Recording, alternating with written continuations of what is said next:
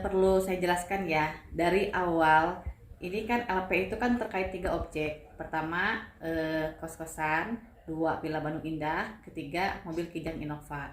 Akan tetapi kedua objek yang lain itu tidak dapat dibuktikan ya oleh penyidik, yang akhirnya hanya mobil Kijang Innova lain yang dapat dinaikkan sampai proses pengadilan.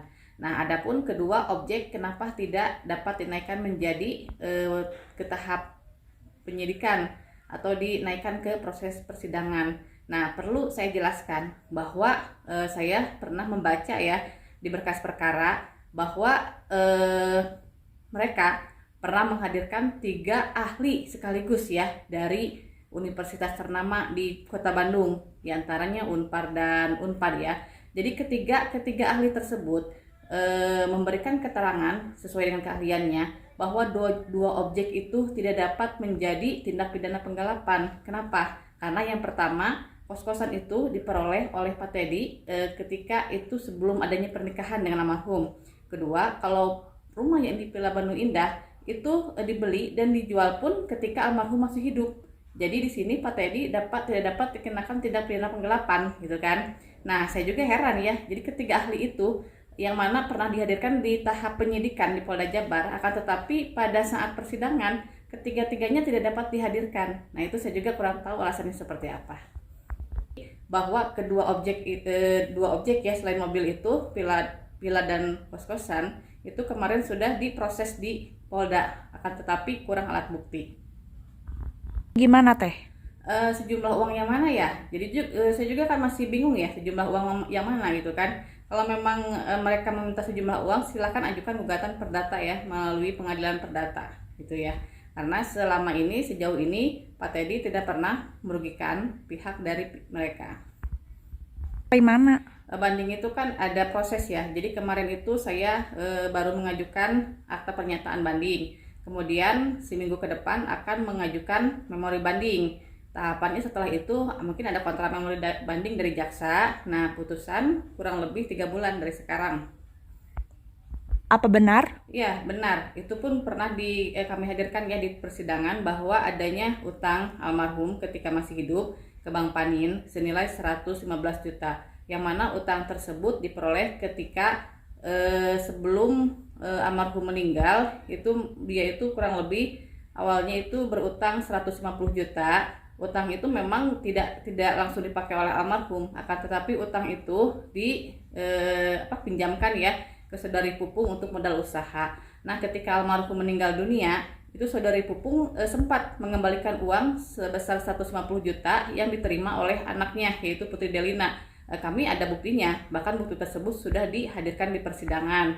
Nah, jadi terkait utangnya 115 juta itu pernah disampaikan oleh Pak Teddy kepada Putri Delina, yang mana Pak Teddy katanya sempat ya dikasih uang oleh Putri Delina yang 150 juta itu senilai 115 juta. Akan tetapi Pak Teddy menolak, membantah bahwa yang dia terima cuma 20 juta rupiah, sehingga dia masih kesusahan untuk melunasi hutang ke Bank Panin. Ya, akhirnya Pak Teddy berani menjual mobil Kijang Innova milik almarhum. Fakta? Ya, betul, tidak sesuai fakta. Ini baru beberapa saja saya baca beberapa halaman ya. Jadi saya baca itu ada pertimbangan hakim yang mana menyatakan bahwa pernikahan antara Teddy dengan almarhum itu adalah menikah sirih, itu yang pertama. Kedua, terkait blokir. Blokir itu seolah-olah disampaikan di persidangan bahwa blokir itu secara otomatis terblokir oleh Samsat oleh karena kepemilikan mobil yang kelima. Akan tetapi pada saat persidangan ada saksi namanya Pak Suprapto ya, itu adalah petugas mutasi dari Samsat Ranca Ekek, pernah menyampaikan di keterangan persidangan bahwa yang memblokir itu bukan dari Samsat, yang memblokir itu adalah pihak pemilik mobil itu sendiri.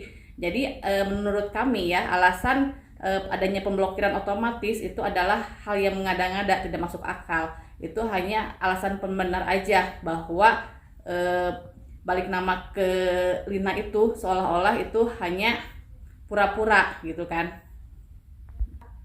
Jadi saya juga masih bingung ya. Jadi satu sisi bahwa pertimbangan majelis hakim itu menyatakan bahwa mobil itu adalah milik Iki, tapi ada pertimbangan yang lain bahwa mobil itu diperoleh oleh almarhum Lina sewaktu pernikahan dengan Sule gitu kan. Nah, saya juga masih bingung. Jadi ada antara pertimbangan hakim yang satu dan pertimbangan yang lainnya ada yang kontradiksi gitu kan. Nah, saya juga nggak ngerti apakah hakim betul-betul menyimak pada saat persidangan atau tidak. Karena setahu saya yang menjadi hakim majelis hakim yang sekarang itu penggantinya dulu pada saat proses pemeriksaan saksi di persidangan dia itu sedang terkena COVID.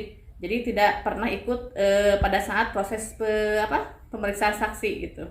Jadi saya khawatir bahwa majelis hakim itu kurang memahami gitu kan fakta-fakta yang terungkap di persidangan. Selanjutnya. Ya itu kan yang pasti saya akan secepatnya ya mengajukan memori banding terkait keberatan-keberatan pertimbangan majelis hakim. Urus. Saya dengar sih memang ketika vonis dijatuhkan itu infonya sehari setelahnya langsung dititipkan kepada Ibu Haji. Saya kurang tahu sih Ibu Haji itu siapa. Yang pasti sepengetahuan saya dia selalu menyebutkan bahwa yang memberikan support selama ini adalah Bu Haji dan Pak Haji. Ya baik Kak, makasih Kak.